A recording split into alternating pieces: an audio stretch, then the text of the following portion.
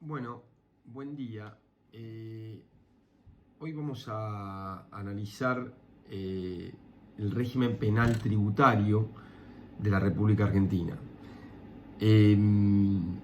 Como ustedes saben, la materia penal tributaria en la posición de nuestra cátedra comprende también las contravenciones fiscales que ya fueron estudiadas. Pero en el ámbito específico del derecho penal, es decir, en la categoría de delito, nuestra legislación adhiere o participa de la idea que determinadas conductas realizadas por los contribuyentes o por los responsables por deuda ajena son configurativas de un delito penal. Cuestión que no es menor, que no fue siempre así, pero que hoy hay un cierto consenso mundial, quiero decir, y en la mayoría de los países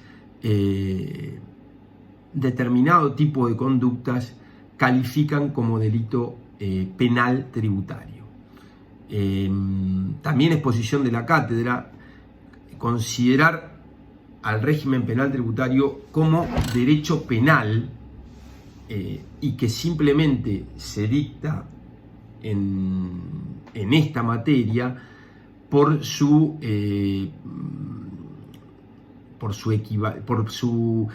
la necesidad de analizar el fenómeno desde un punto de vista interdisciplinario, porque los delitos, si bien obviamente tienen naturaleza penal, el contenido de los mismos es de naturaleza tributaria, y parece preferible analizar este régimen, que en definitiva es un régimen especial, en el marco del derecho penal tributario, en la materia derecho tributario, si bien dejando en claro que estamos viendo hoy, en este video, es una clase de derecho penal especial, si se me permite la expresión.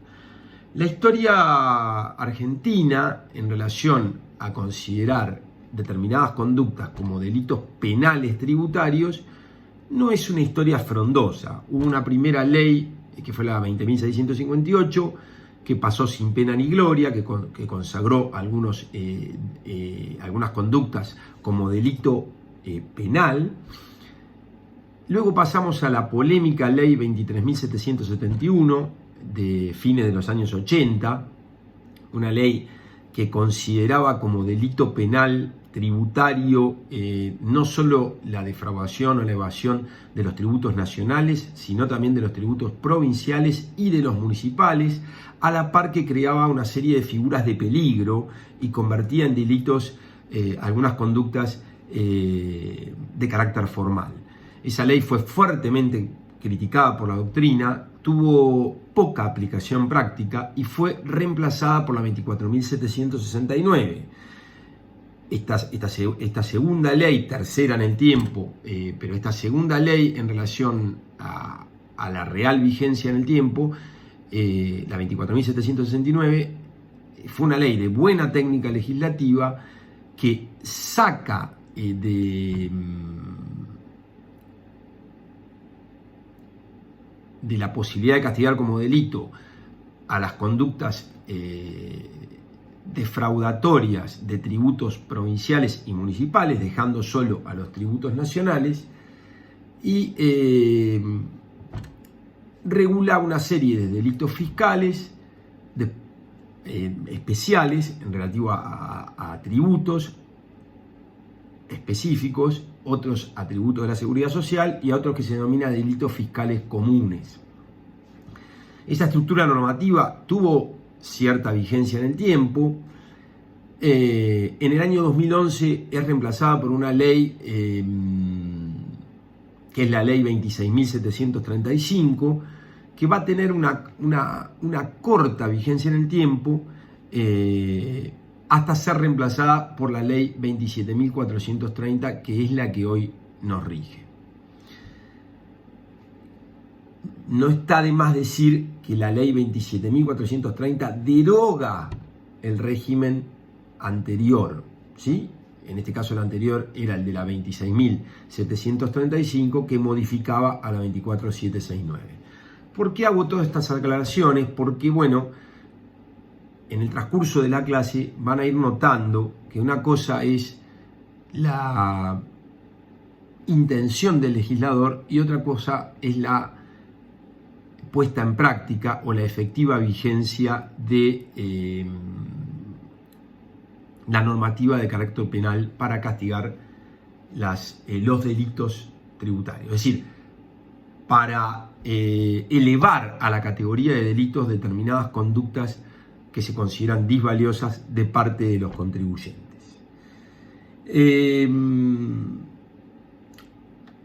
El bien jurídico protegido en la ley penal tributaria es la hacienda pública, entendida esta en un sentido dinámico, pero lo que trata de proteger en líneas generales en la ley penal tributaria, cualquiera de las leyes penales tributarias, la actual entra en esa misma situación, es la hacienda pública. En este caso vamos a ver a partir de la ley 27.430, comprendiendo también a la hacienda pública provincial.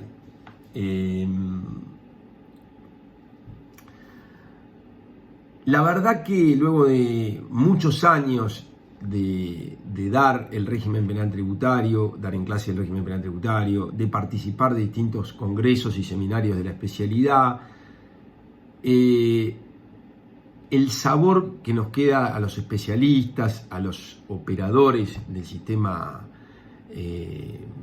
judicial, sean abogados, sean fiscales, sean jueces, es que en la práctica no hay una voluntad real de parte del legislador de castigar con pena de prisión efectiva al evasor. ¿Y por qué digo esto? Porque a la par que se van sancionando distintos regímenes penales tributarios, cada tanto aparece alguna ley, sobre todo en momentos de emergencia económica, que en la Argentina parece ser la regla y no la excepción, que permiten la salida del proceso penal, la extinción de la acción penal y consecuentemente la completa indemnidad para el evasor por el pago del tributo que se hubiera evadido o que presuntamente se hubiera evadido. O sea que en la práctica, cada tanto, después voy a hacer un correlato más concreto de esto, aparece alguna norma, a veces como un saco a medida para determinados evasores, lamento decirles que sea así, pero es lo que me demuestra la experiencia, que le permiten al imputado o al posible imputado de un delito penal de evasión fiscal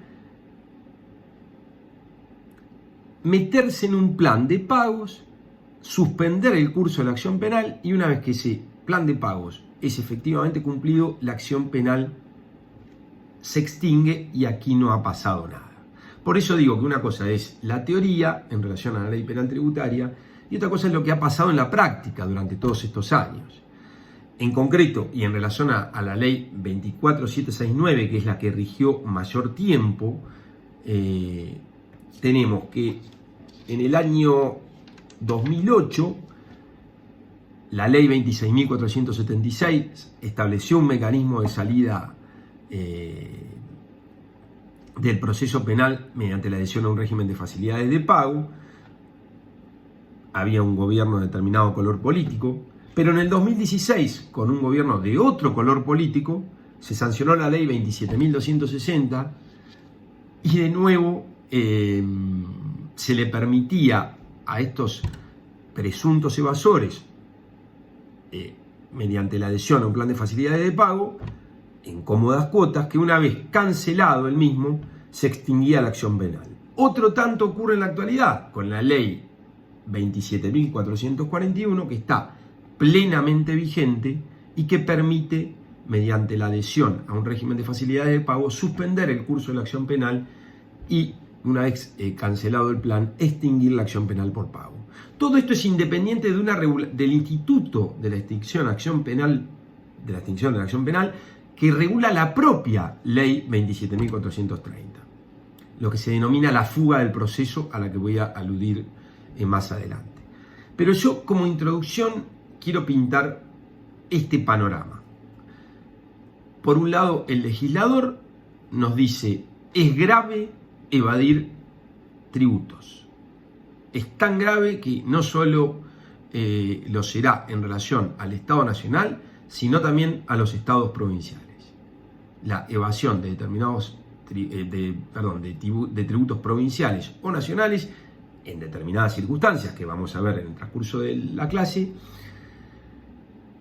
es constitutiva de un delito penal, que ustedes saben que el derecho penal es un derecho de excepción y no de regla. O sea que para el legislador es una conducta grave evadir impuestos.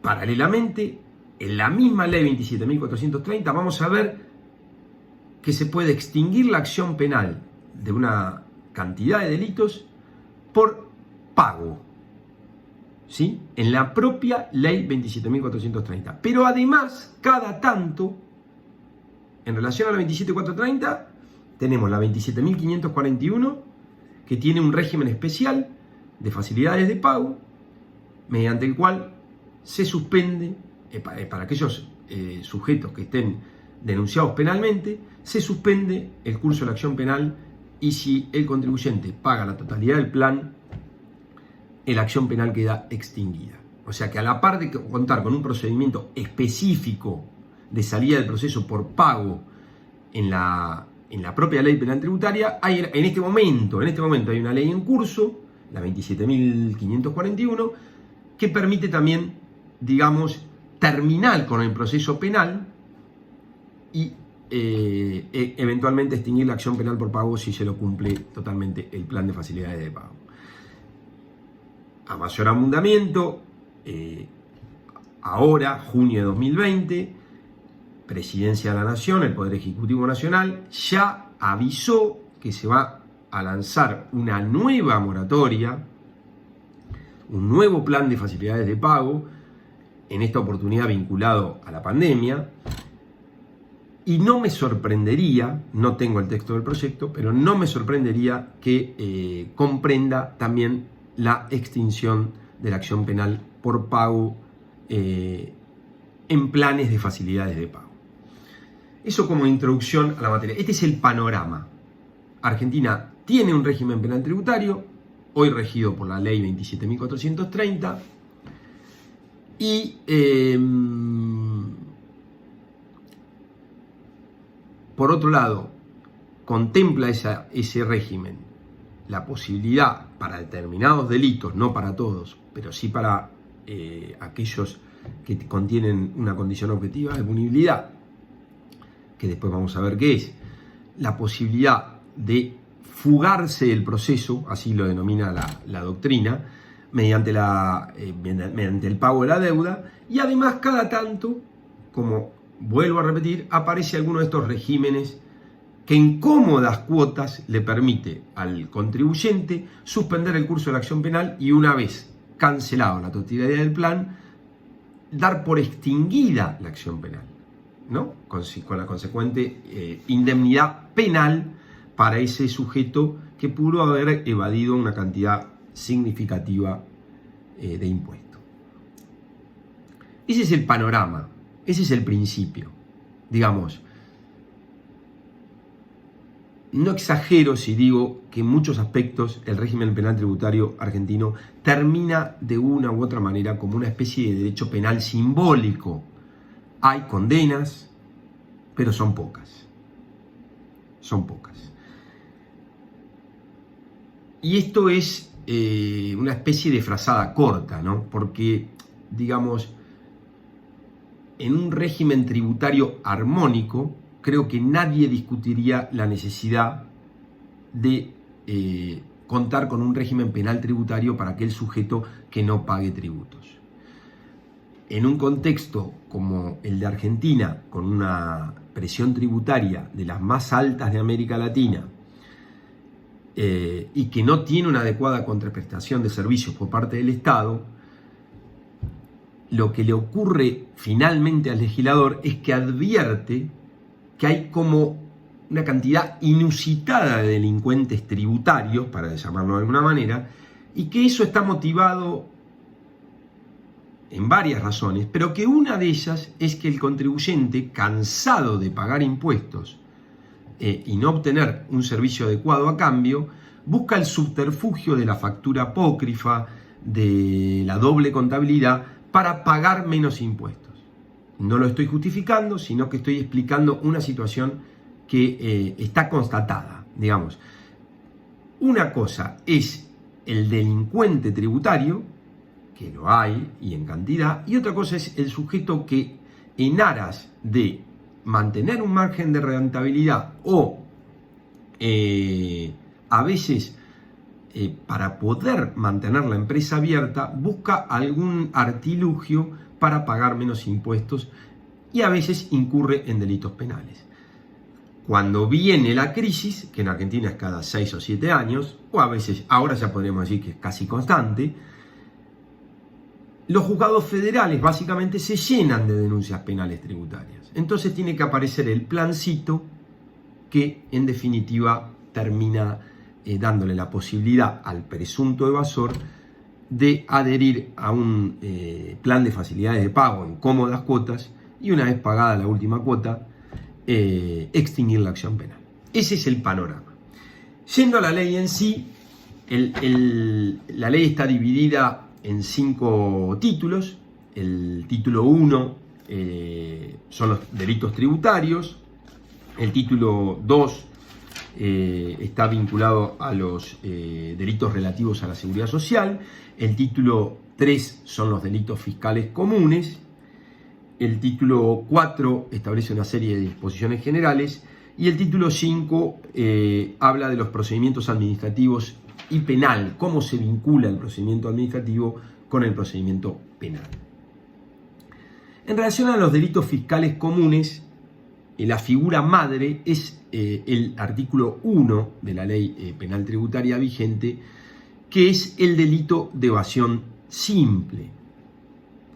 Concretamente, el artículo 1 dice que será reprimido con prisión de 2 a 6 años el obligado que mediante declaraciones engañosas, ocultaciones maliciosas o cualquier otro ardid o engaño, sea por acción o omisión, evadiere total o parcialmente el pago de tributos al fisco nacional o al fisco provincial o a la Ciudad Autónoma de Buenos Aires,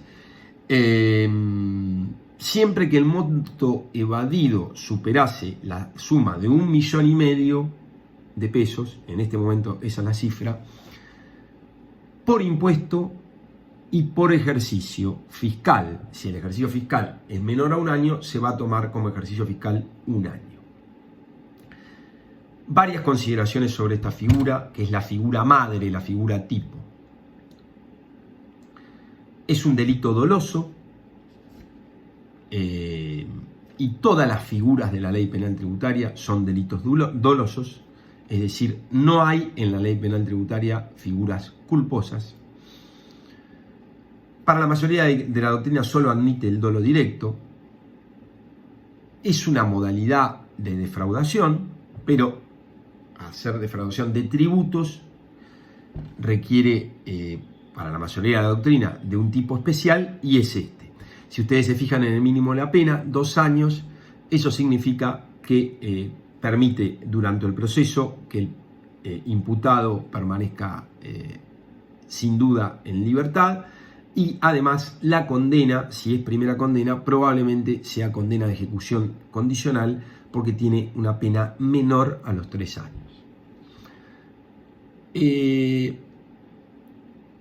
Decía que requiere un monto mínimo de evasión, o sea, por debajo de ese monto no hay delito, hay contravención que se rige por, si es un tributo provincial, el código fiscal respectivo, si es un tributo nacional, por la ley 11.683. Ese monto que requiere la ley se discute en doctrina si es una condición objetiva de punibilidad o un elemento subjetivo del tipo. nosotros participamos de la idea de que es una condición objetiva de punibilidad. En la práctica, ¿qué significa? Que si el contribuyente despliega un ardid o engaño, ocultación maliciosa, doble contabilidad, cualquier otro ardid o engaño, no es necesario que el contribuyente sepa que lo está haciendo por encima del 1,5 millones o por debajo del 1,5 millones. Él tiene que ser consciente de que esa conducta es para defraudar al Estado. Si se da esa condición, si estamos por encima del 1,5 millones, habrá delito penal; si estamos por debajo, no lo habrá. O sea, nosotros creemos que es una condición objetiva del tipo penal y que no requiere de parte del sujeto saber que lo está haciendo por encima de ese monto. Esa condición objetiva de punibilidad también fue variando con el tiempo, porque en la ley 24.769 era de 400.000 pesos y en otra oportunidad fue de 100.000 pesos. Y el problema que tenemos con la condición objetiva de punibilidad de este delito y de otros delitos de la ley penal tributaria, que también tienen condiciones objetivas de punibilidad, estriba en que, como Argentina es un país de inflación constante, permanente, con muy pocas excepciones de tiempo en las cuales no hubo inflación o hubo poca inflación, el hecho de que la figura contemple un monto en moneda nacional hace que con el tiempo la figura se va desnaturalizando. De hecho, si ustedes piensan, la ley 27.430 fue sancionada el 29 de diciembre de 2017, no tengo a la vista, pero lo pueden googlear, a cuánto estaba la relación peso-dólar, es decir, 1,5 millones de pesos, cuántos dólares representaban en diciembre de 2017 y cuántos dólares representan hoy en el mercado informal, obviamente, ¿no? Y también en el mercado formal. Ustedes van a ver que hay una diferencia de cotización fundamental. El dólar no necesariamente es el parámetro de la inflación, pero es uno de los elementos que uno tiene que tener en cuenta, y es el que el argentino promedio mira. Es decir, estos pesos, ¿cuántos dólares me representan? Entonces, la idea cuando se sanciona una ley penal tributaria y se eleva a la categoría de delito determinadas conductas es que la evasión tenga determinada significación económica, porque si no lo penamos como contravención y punto. Para que alcance el umbral de delito tiene que tener determinada gravedad, y la gravedad la define el monto evadido. Lo que pasa en la práctica es que en su momento los 400.000 pesos y ahora el 1,5 millones se va desacomodando por efecto de la inflación, y nuevamente y de a poco los juzgados, principalmente los juzgados federales, se van llenando de denuncias penales, porque lo que parecía un montón cuando se sancionó la ley, hoy ya no es un montón. Entonces, ahí tenemos un problema que esta última ley trató de solucionar con la creación de una unidad de valor, la UBT, Unidad de Valor Tributario, que la idea es reemplazar el monto del 1,5 millones y los distintos montos que prevé la ley penal tributaria por una unidad de medida, establecida por ley, que tenía que sancionarse a septiembre del 2018 y que a la fecha aún no se lo ha hecho. Es decir, que hoy, para esta figura madre que es la evasión simple, el monto sigue siendo 1,5 millones, pero 1,5 millones a junio del 2020 no representa 1,5 millones a diciembre de 2017. La idea de crear la unidad de valor tributario era de algún modo tratar de terminar con el debate constante que se presenta cada vez que se reforma la condición objetiva de punibilidad. Es decir, esta figura estaba redactada de un modo idéntico en cuanto a la conducta típica en el régimen anterior, pero se subió de 400.000 pesos a 1,5 millones. A esta altura alumnos de quinto año, ustedes se darán cuenta que no es un dato menor, porque eso implica en la práctica que para aquel sujeto que evadió más de 400 y menos de 1,5 millones, automáticamente su abogado va a plantear en el proceso penal respectivo la aplicación del principio de la ley penal más benigna.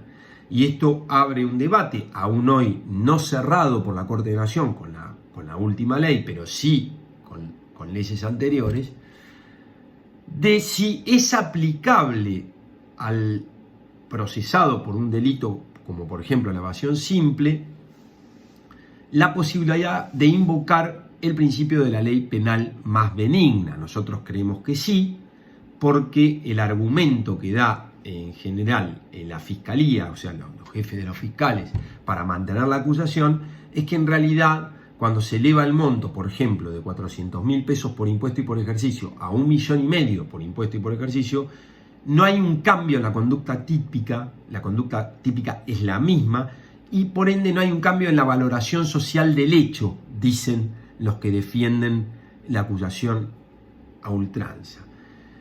Pero mal que le pese a esa posición, la invocación del principio de la ley penal más benigna, incorporado además por Argentina en tratados internacionales que forman parte de nuestra Constitución Nacional, no implica ahondar en las razones de una reforma. No importa si es para actualizar los montos, si hubo un cambio en la valoración social del hecho o si es porque se le ocurrió. Si la norma es más beneficiosa para el río, automáticamente cabe su invocación. Esa es la posición de la cátedra y también de la mayoría de la doctrina.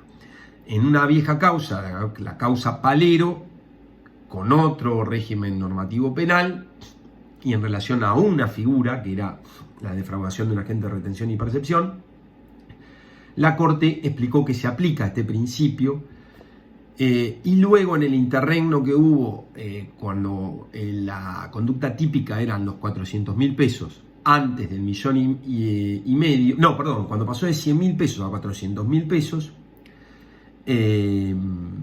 no hubo un fallo de la Corte sobre el fondo de la cuestión, pero sí hubo fallos de casación, la causa Soler en concreto, que determinó la aplicación del principio de la ley más benigna, y cuando el Fisco Nacional quiso ir a la Corte para que trate el tema, la Corte lo rechazó por no haber materia federal suficiente en juego. Con lo cual, y con el régimen actual, no tenemos el último grito de la Corte, porque de nuevo, con esta ley, con la ley 27.430, se está suscitando en los distintos tribunales del país el mismo debate, el eterno debate que es el siguiente. Si el procesado por un delito penal, como por ejemplo evasión simple, que hubiera evadido más de 400.000 pesos, pero menos de 1,5 millones, ante la aparición de este nuevo régimen, puede considerar su conducta, que antes era un delito, en el nuevo régimen no lo sería, porque estaría por debajo de la condición objetiva de punibilidad, y salir por el principio de la ley penal más benigna.